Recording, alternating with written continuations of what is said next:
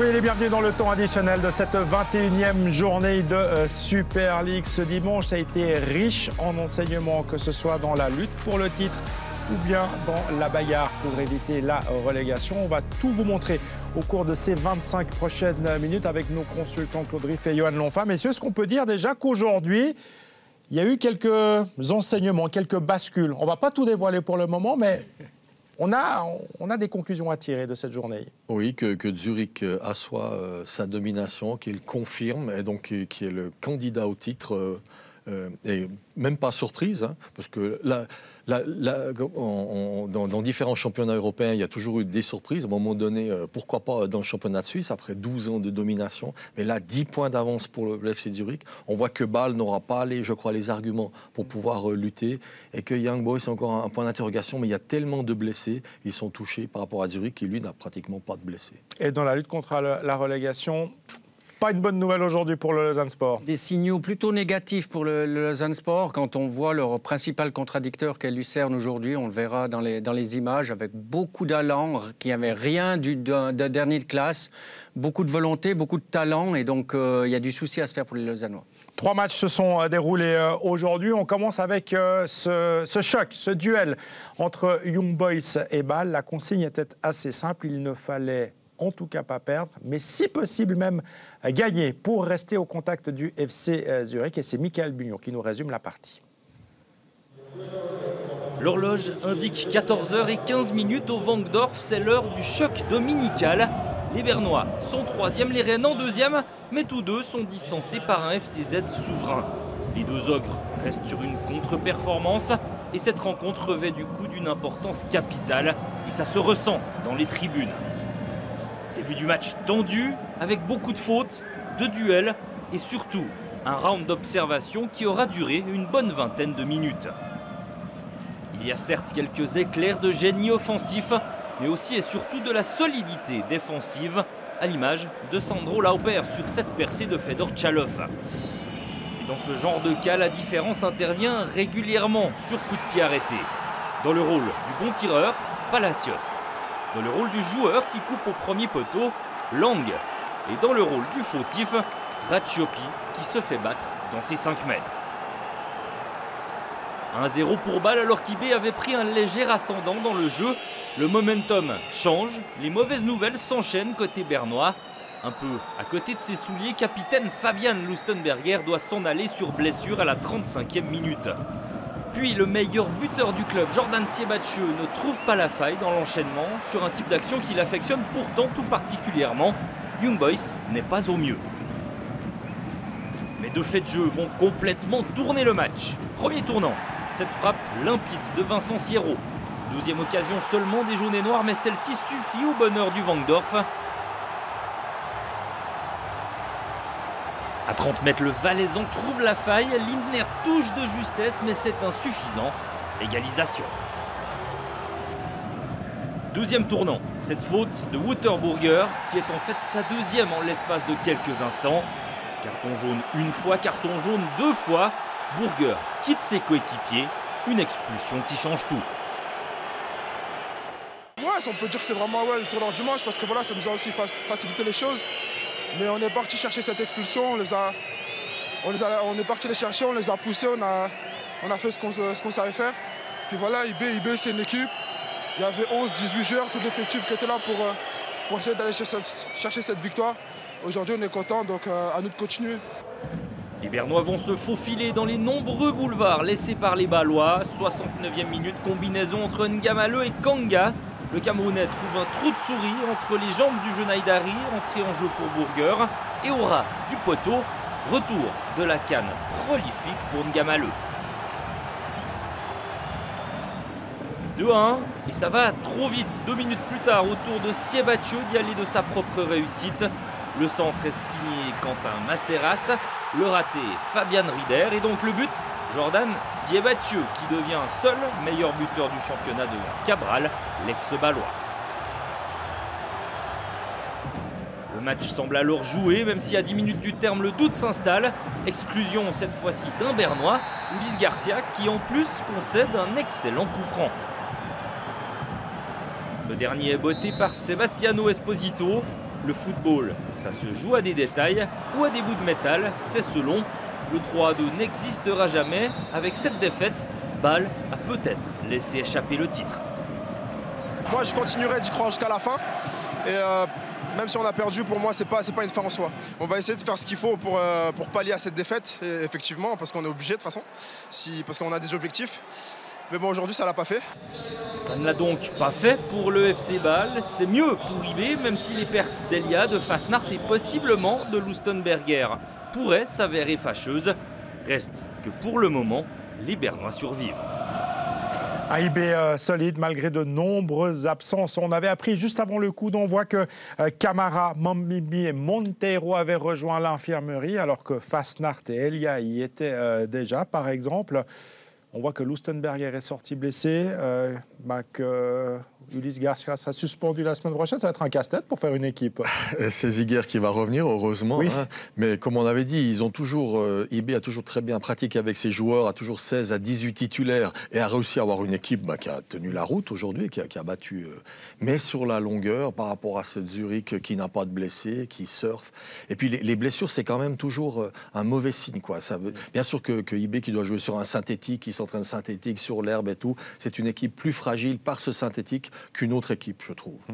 Il y a une séquence sur laquelle vous vouliez revenir, messieurs, dans cette rencontre. C'est le 3-1 marqué par Young Boys, but marqué par Siebatcheu, parce que là, on voit à quel point cette défense bâloise, elle s'est fait aspirer. Pourtant, c'est du 5 contre 5 dans les 16, Johan. Oui, on voit qu'on oublie complètement 3 voire 4 joueurs bernois à la reprise de ce centre. On est focalisé sur le centreur. Il y a eu une désorganisation un petit peu du côté du FC Bâle. On l'a dit, il y a eu beaucoup de départs, notamment des pions offensifs. Mais là, défensivement, il y a eu quand même pas mal de jeunes joueurs qui n'ont pas forcément l'habitude d'évoluer ensemble. Et puis, ça se traduit par ce manque de cohésion ou d'organisation. C'est un peu trop simple, à mon goût, pour Siebatcheu de sceller le score à 3-1. Bon, Andy Pelmar, il dit à l'interview qu'ils vont continuer à y croire. C'est normal, c'est logique, on doit y croire. Mais objectivement, Claude, 12 points de retard, 15 matchs à jouer, avec un adversaire encore intercalé là au milieu. Voilà, exactement. Comme vous avez dit, il y a encore un adversaire. C'est clair qu'ils pensent toujours, il y a 6 points encore à jouer contre Zurich. Donc on doit jouer 2 matchs, on gagne ces 6 points et puis on comble une partie. Mais pour IB, ce serait toujours 4 points, puisqu'il y a 10 points de différence. Puis après, il faut encore gagner les 4 points. Donc il faut... C'est compliqué. Bien sûr, les mathématiques, on dit, ouais, il reste beaucoup de points, mais il faudrait que Zurich, tout d'un coup, sur les, je ne sais plus, il reste quoi, 15 matchs 15 matchs. Voilà, il faudrait que Zurich fasse 15 matchs, 15 points, puis vous, ou 15 matchs, 20 points, et vous, 15 matchs, 32 points. Ouais. Je ne vois pas Zurich faire 15 matchs, 15 points ou 15 matchs, 20 points avec l'euphorie qu'ils ont à l'heure actuelle. Bon, Bâle, visiblement écarté de la course au titre, très vraisemblablement, parce que Zurich n'a pas failli à la tâche cet après-midi. Zurich avait donc l'occasion vraiment de marquer un gros coup en recevant le FC Lugano au Letzigrund, un FC Zurich en pleine bourre, qui ne sait plus que gagner finalement. Et les Zurichois, en plus de ça, vous allez le voir tout au long dans cette rencontre, savent aussi provoquer ce qu'il faut pour gagner. Ouverture du score à la 12e minute avec Marquezano, malin, altruiste, à l'affût au deuxième poteau, Johan. Oui, mais c'est l'intelligence de joueur, le joueur qui anticipe qu'un ballon peut traîner, peut arriver. Il est là tout au deuxième poteau. Cette tête de Tozin qui paraît anodine, Marquezano suit le mouvement, espère éventuellement que le ballon va passer, et c'est ce qui arrive.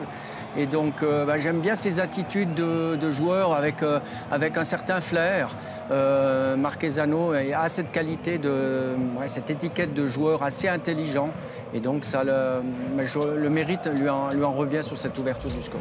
Ouais, alerte pour les Zurichois en fin de première période avec cette contre-attaque emmenée par Olivier Custodios. C'était du 2 contre 1 au départ. Et là, il ne manque pas grand-chose. Non, il ne manque pas grand-chose, c'est vrai. Mais c'est souvent comme ça, c'est une question de centimètres, le football. Et là, il y a 10-15 centimètres où il pourrait marquer pratiquement presque non, pas dans le but vide, le gardien est toujours là. Mais il faut bien exploiter ces situations. On est en deuxième mi-temps et regardez bien, 2 joueurs tessinois sont à terre. On aurait pu siffler 2 fois penalty sur cette action. On a eu recours à la VAR, mais finalement, l'arbitre, M. Cibelli, accorde bel et bien un penalty. Le problème, c'est que Zurich à la baraka, on ne cesse de le répéter, hein, et Brecher arrête le penalty de l'envoi de Ziegler. Alors la baraka, là, c'est Brecher qui le retient. C'est quand même un gros tournant, parce qu'en 1-1, on voit, c'est la 53e minute, et donc en 1-1, ça donne aussi une certaine confiance à Lugano. À Zurich. Ah, pardon. À Zurich, qui va aller marquer le 2-0 avec ce dégagement de Brecher. Ça combine bien. Et puis la conclusion de Gnonto, et il fixe Ziegler. Oui. Tout a l'air assez simple. Hein. Un dégagement du gardien, Cizey qui, sur son côté, arrive à bien garder le cuir. Une transition, et puis Gnonto qui affronte Ziegler, qui recule peut-être un peu trop, et on arrive à loger au premier poteau le ballon. Voilà, tout réussit à ce Zurich, tout a l'air si simple quand le football est ainsi pratiqué. Et c'est Cizey qui va inscrire le 3-0 définitif. Ne perd pas son duel là, face au portier tessinois. Les 3 meilleurs buteurs de Zurich ont marqué lors de ce match. Ça, c'est une bonne nouvelle. Regardez la fin, c'est un joueur en pleine confiance qui fait ça. Et donc, c'est vrai qu'il semble irrésistible. On est mi-février. C'est encore long, mais il faudra aller chercher ici. Très bon ballon de Doumbia aussi. Magnifique. Dans une profondeur magnifique. Il y aura même encore une dernière possibilité pour Zurich avec cette tête de Krietsu renvoyée par la latte de Saipi. Ça fait, mine de rien, une 9e victoire consécutive pour le FC Zurich. Très clairement, tous les signaux sont au vert. On parle beaucoup des fois de la chance du champion, mais n'empêche que voilà, là aujourd'hui ils sont allés la chercher cette victoire. On ne sait plus tellement quel terme utiliser pour décrire ce FC Zurich. On est passé de surprenant à finalement convaincant. Oui, et méritant. Bon, on se disait avec Claude, ils ont finalement peu de blessés. Il y a peu eu de départ aussi à l'intersaison, au contraire des 2 autres prétendants, Ibé et Bâle, et peu de blessés. Voilà, ils sont dans une dynamique positive, tout leur réussit. Et puis, bravo aussi à l'entraîneur qui a su mettre en place le bon système, a su parler aussi aux joueurs, puisqu'on voit que les entrants sont à la hauteur. Vraiment très convaincant, effectivement. On va écouter des réactions qui ont été recueillies par Laurent Gorgera, Ole Tigronde, et on commence tout d'abord par un joueur tessinois, c'est Olivier Custodio. Non, le Zurichois d'abord. Ok, d'accord, honneur au vainqueur, c'est logique. Antonio Marchesano à l'interview. Antonio Marchesano, victoire agréable. Vous avez marqué ce premier but, 9e but de la saison. Ça a donné le déclic pour la victoire aujourd'hui. Oui, on dit que 3-0, c'est un peu large comme résultat. Je trouve Lugano aujourd'hui, il était très bien. Je pense que le penalty, c'était un moment décisif pour le match. Et heureusement qu'il y a un gardien comme Brecher qui a nous sauvé dans ce moment-là. Et après, on a réussi à marquer le 2e et 3e but et on a gagné le match. Mais c'était pas un match facile. On sent une confiance de votre équipe. N'importe qui ou presque peut marquer.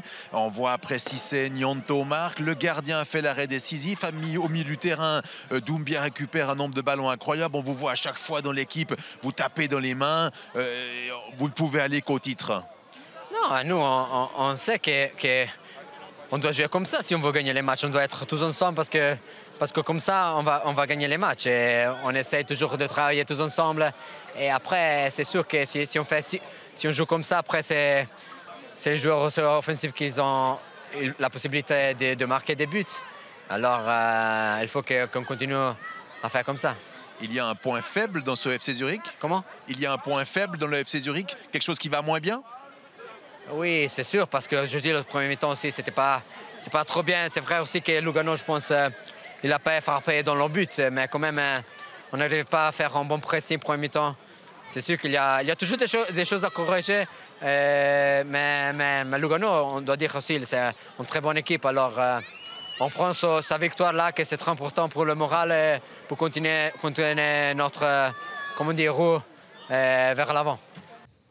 La route vers l'avant qui ressemble furieusement à une route vers le titre. Le FC Zurich qui accroît donc son avance en tête du classement de Super League. La réaction d'Olivier Custodio, je vous l'avais promise, la voici maintenant.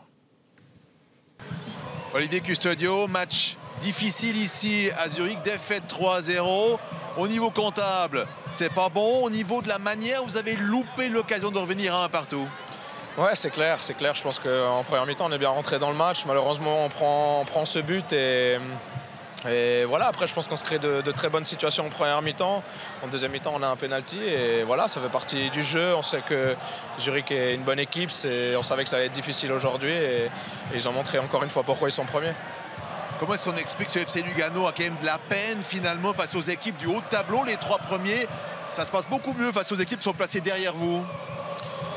Ouais, l'explication, il n'y en a pas forcément. La saison passée, on perdait un peu contre des équipes du bas et on gagnait aussi contre des équipes du haut. Donc voilà, on essaie de travailler. Franchement, on ne se pose pas forcément la question de savoir si on joue contre une équipe du haut de classement ou du bas de classement. Nous, on veut vraiment gagner les matchs, on veut vraiment gagner tous les matchs. Et voilà, aujourd'hui, ça n'a pas été le cas, mais on prend les choses qu'on a fait positif aujourd'hui et on essaiera de corriger ce qu'on a fait de négatif pour le prochain match. Le FC Lugano qui peut désormais se concentrer sur la coupe également, puisque les Tessinois joueront les demi-finales. Ce sera face au FC Lucerne. Tiens, Lucerne, justement, c'est le dernier match de cette 21e journée. Lucerne recevait le FC Sion à la Swiss Sport Arena dans ce duel à distance avec le Lausanne Sport pour éviter la 10e place synonyme de relégation directe. On a vu un Lucerne appliqué, sérieux aujourd'hui, qui voulait gagner ce match et qui a fini par le gagner. Ça aurait pu se décider finalement très vite dans la rencontre, dès la 10e, avec ce but marqué par Dreger. Il conclut superbement cette action lucernoise, mais, parce qu'il y a un mais, il y avait hors-jeu de Sorgic. Il y avait bel et bien hors-jeu de Sorgic au départ de cette action. On aurait pu penser que les arbitres auraient considéré que c'était une nouvelle séquence de jeu, une nouvelle phase de jeu qui commençait là maintenant, par exemple. Il n'en est rien, on est revenu sur la position de hors-jeu. Oui, parce que le point de départ est vraiment cette position de hors-jeu. On peut comprendre cette décision arbitrale. Et puis maintenant, c'est vrai que c'est 20 secondes avant, mais si vous êtes en position fautive 20 secondes avant et qu'il n'y a pas eu d'arrêt de jeu, non, je peux comprendre qu'on annule ce but. Donc toujours 0-0 et ce FC Sion au quart d'heure qui se montre dangereux sur une rupture emmenée par Stojilkovic. Oui, le FC Sion qui met le nez à la fenêtre à la 15e minute. Stojilkovic qui joue bien le coup, il est un peu isolé, il temporise, il lève la tête et puis il voit Wesley au deuxième poteau. Il sert très bien Wesley qui arrive avec la course, malheureusement, dévisse sa frappe. Yann Bamert, à l'image finalement de tous ses coéquipiers, souvent pris à défaut, souvent en difficulté face aux joueurs lucernois, mais qui peut compter sur un très bon Kevin Fickencher. Qui a très bien anticipé, qui était courageux. Et là, effectivement, c'est une intervention défensive ratée. Mais Lucerne a mis une très grosse pression. Ils ont vraiment couru des kilomètres, des sprints. Et ils ont mis, sous les ténoirs, tout le jeu possible et la construction du jeu du FC Sion.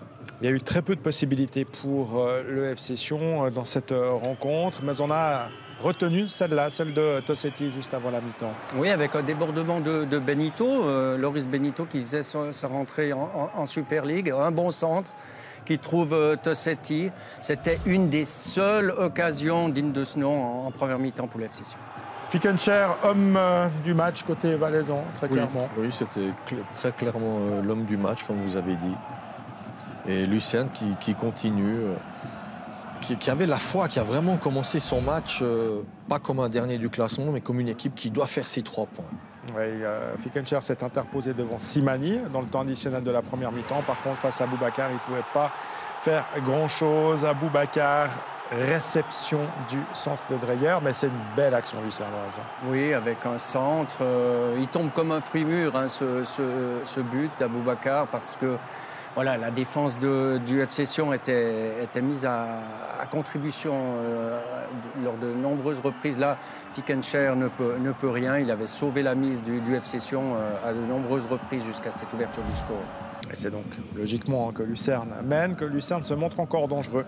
Juste après l'heure de jeu sur ce corner de Samuel Campos, ce ballon qui traîne dans les 5 mètres. Et finalement, Fickencher est tout heureux de récupérer ce ballon. Oui, vous avez dit que cette équipe était appliquée, sérieuse, mais il y a eu de la qualité technique. Hein. Il y a eu des très bons joueurs, dont Campo. On a vu justement cette balle arrêtée qui a distribué.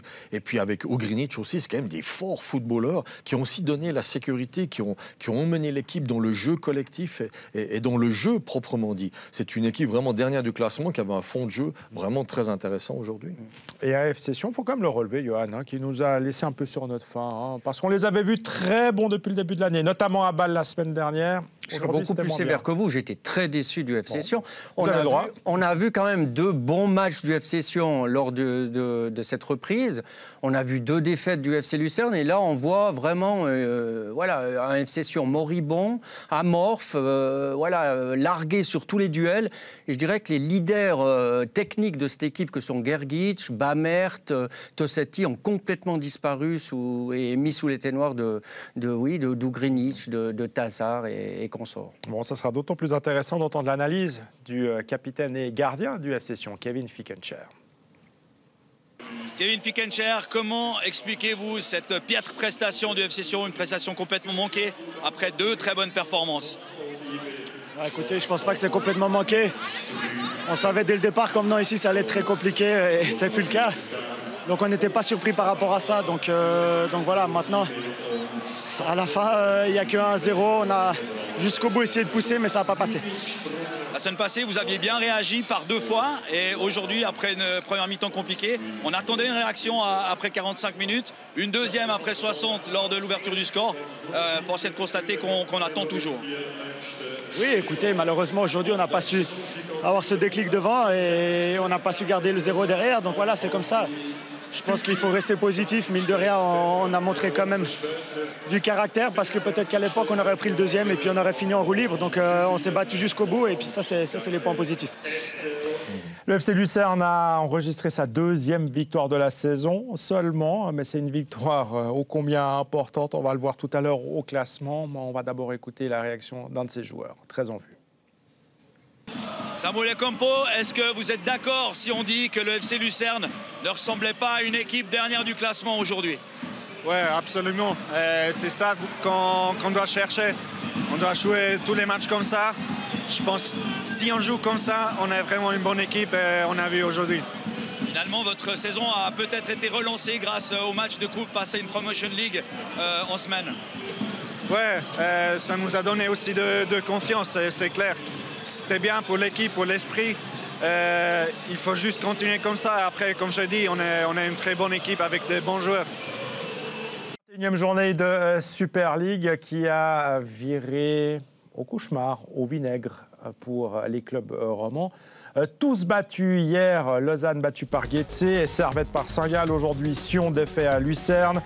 Zurich, le leader, s'est imposé. Et donc, IB a battu Bâle dans la rencontre qu'il ne fallait pas perdre pour rester dans le coup pour éventuellement aller chercher le titre de champion. Au classement, Zurich a désormais 10 points d'avance sur IB, qui est 2e.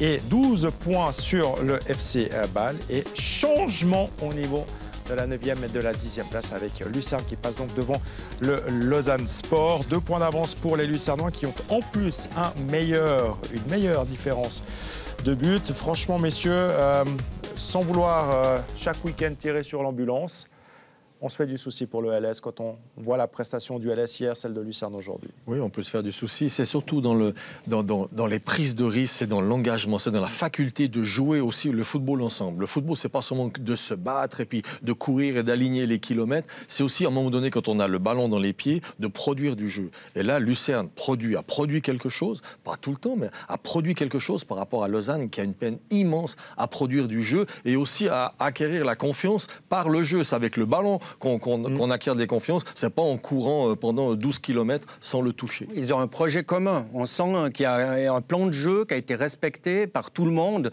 dans un même but. Et puis, bien sûr, il faut de la volonté, il faut se sentir en forme. Mais on sent cet esprit commun de vouloir se sauver, ce qui manque actuellement à Lausanne et qu'il faudra trouver. Et dans 15 jours, le LS reçoit Lucerne à la Tuilière. Le LS s'imposera 3-0 facilement, repassera devant Lucerne. Et puis tout ça, toutes ces théories, on les mettra à la poubelle. Mais ça, c'est la beauté du foot et de la télévision. C'est une théorie qui est juste aujourd'hui. Oui, oui. Après, il y en aura une autre dans 15 jours. Mais oui. Mais aujourd'hui, elle est juste. Bon, on parle de Challenge League très rapidement parce qu'il y avait un match au programme aujourd'hui avec Haro qui s'est imposé face à Thun sur le score de 2-0. Hier, vous l'avez certainement déjà vu, Yverdon et Xamax s'étaient quittés sans but dans le derby alors que le Stade Lausanne-Ouchy avait difficilement battu Kriens 2-1. Ça, c'était vendredi soir. Ce qui est important, c'est qu'au niveau de la Challenge League, il y a un changement de leader puisque Haro passe devant Winterthur et que, de toute façon, cette Challenge League, elle est tellement serrée que chaque week-end, ça change. Vous voyez, les petites flèches indiquent les changements de position. Il y a tout le monde qui change de position après des journées. Donc c'est bien la preuve qu'effectivement, cette Challenge League est passionnante à suivre. Je rappelle que tous les vendredis soirs, il y a un match en direct. Dans un instant, dans un peu plus d'une heure pour être tout à fait précis, match après match avec Vincent Rigolet qui sera aux commandes. Vincent, comme chaque semaine, on parle du Lausanne Sport ou pas ? Alors non, c'est pas au programme, Mike, même si je vous l'accorde. On pourrait parler du LS toutes les semaines, mais je crois qu'on va laisser les supporters vaudois un peu tranquilles après cette semaine très compliquée pour eux. Non, nous, on va s'intéresser à IB et Bâle après le choc d'aujourd'hui et surtout cette question. Est-ce que les deux mastodontes du championnat ont perdu de leur superbe ? Deux autres stars du ballon rond helvétique qui ont peut-être perdu de leur superbe, Shadan Shaqiri et Vladimir Petkovic, dont les aventures en Ligue 1 ont pris fin prématurément. Et puis en cerise sur le gâteau, eh bien, le retour de la Ligue des Champions mardi avec les huitièmes de finale et ce choc entre le PSG et le Real et toutes les stars qui seront ou non sur le terrain, Neymar, Mbappé, Benzema, Messi. On parlera de tout cela en compagnie de Michael Bignon, de Carlos Varela et de Tim Guillemin. Je vous donne rendez-vous à 20h. Merci Vincent, c'est vrai, c'est le retour des compétitions européennes la semaine prochaine avec le début de cette phase élimination directe. Et puis demain, important, n'oubliez pas de chérir votre amoureux ou votre amoureuse. Hein. Vous y penserez, Claude, hein? Oui, oui, j'y pense. Bon. Johan, je vous fais confiance, vous êtes un romantique. C'est noté dans l'agenda. Merci d'avoir été avec nous en cette journée dominicale. Merci à vous pour votre fidélité. Très belle soirée, à bientôt. Bye bye.